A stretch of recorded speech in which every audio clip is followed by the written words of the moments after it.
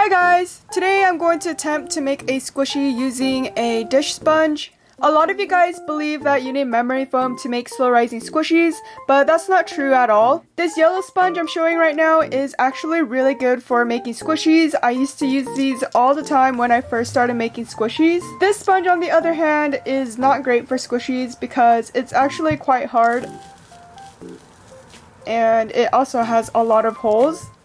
But I thought it would be interesting to test this out for you guys because I've never tried to make a squishy out of this type of hard dish sponge.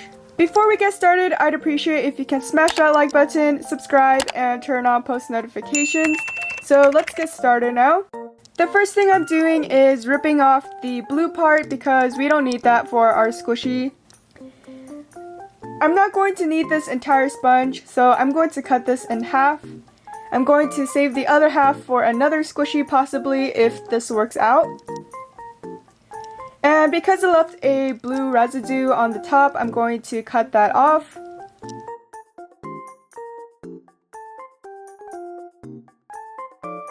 So I finally finished doing that, and as you can see, it's not as flat as the other side. It's a little bit bumpy. But it actually turned out in my favor because it gave texture to the toast and made it look more realistic. You can leave your toast like this in a rectangular shape and continue painting. But I wanted my toast to look more like a bakery toast, which is with that like rounded top. I'm going to cut the other side right now, and that was a very bad transition. But I did the other side. I'm actually starting to like this dish sponge because it really looks like bread right now. I do have to say that the squishiness is quite hard to be a squishy, but I wanted to see if paint will fix that. I don't have a palette, so I'm going to use this white piece of scrap paper. For my first color, I'm making a golden brown color for the crust, which is a combination of white, brown, yellow, and orange. And my second color is going to be a white color with a tint of yellow.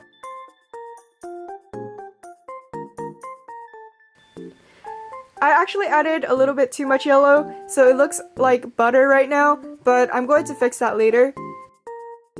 To my surprise, this actually only took 3 layers of paint to completely fill all the holes, which is the same as how much I use for memory foam.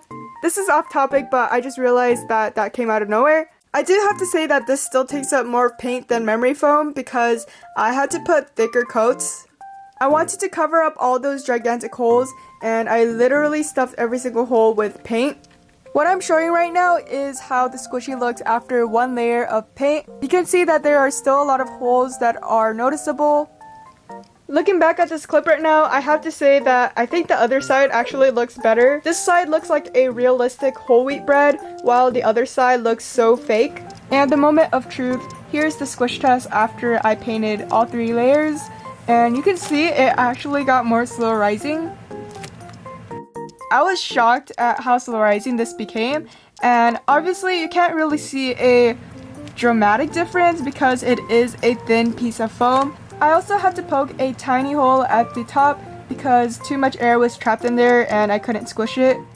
And now I'm drawing my signature kawaii face that I use for basically all my squishies.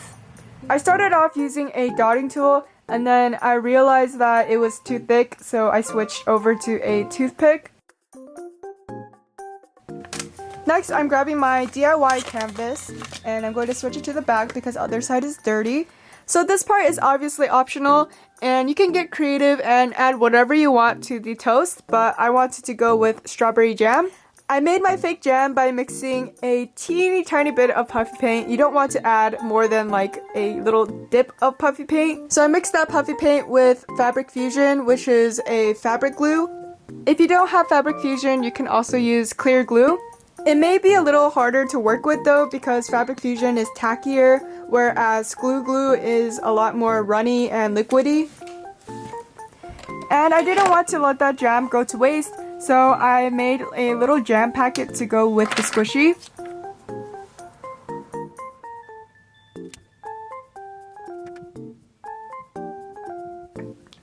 I messed up quite a few times. As you can see, I actually had to cut the bag in half.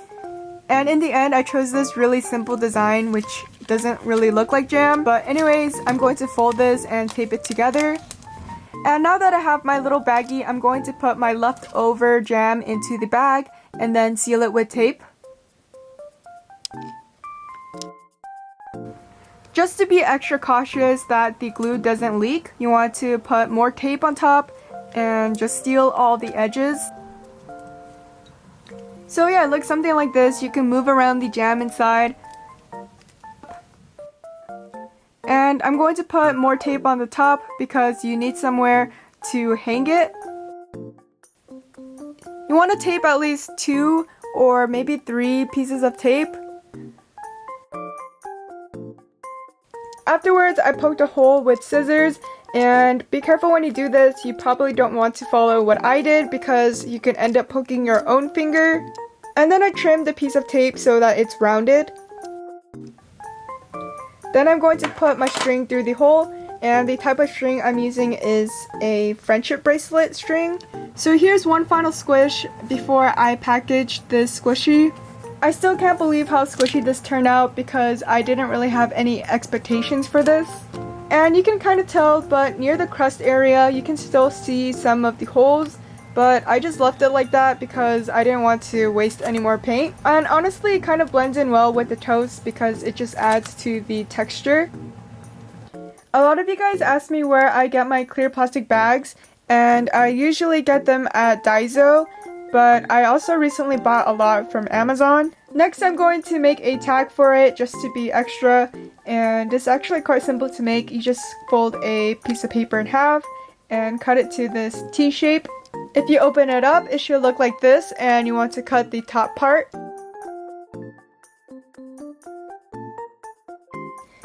And the final step is to cut a hole on the top portion so that you can put the flap inside there.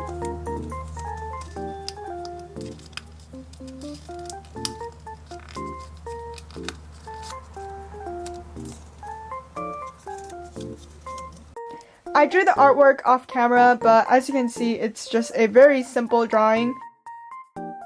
Also on the backside, I like to draw barcodes because I see other people draw barcodes. I'm not really sure why. I guess it's just so it looks like it's store-bought. So your tag should look something like this now, and we can attach that to the clear packaging. So what I did was I actually attached the jam first, and then I attached a cellophane strap to the jam. And this was actually a really bad idea, as you will see later on. Honestly, if you can come up with a better way of attaching these parts together, then I recommend you do it your way. My way was just way too inconvenient, and it's probably confusing for you guys to see what I'm even doing right now. So onto the problem that I had with assembling this. You can see that it's like a tug-of-war between the jam and the tag.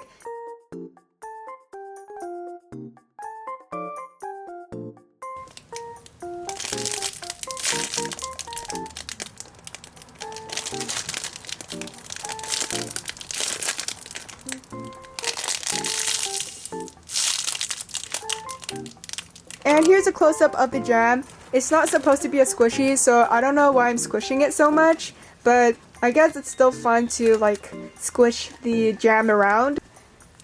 This is it for today's video. I hope you guys enjoyed, and I'll see you guys in my next video.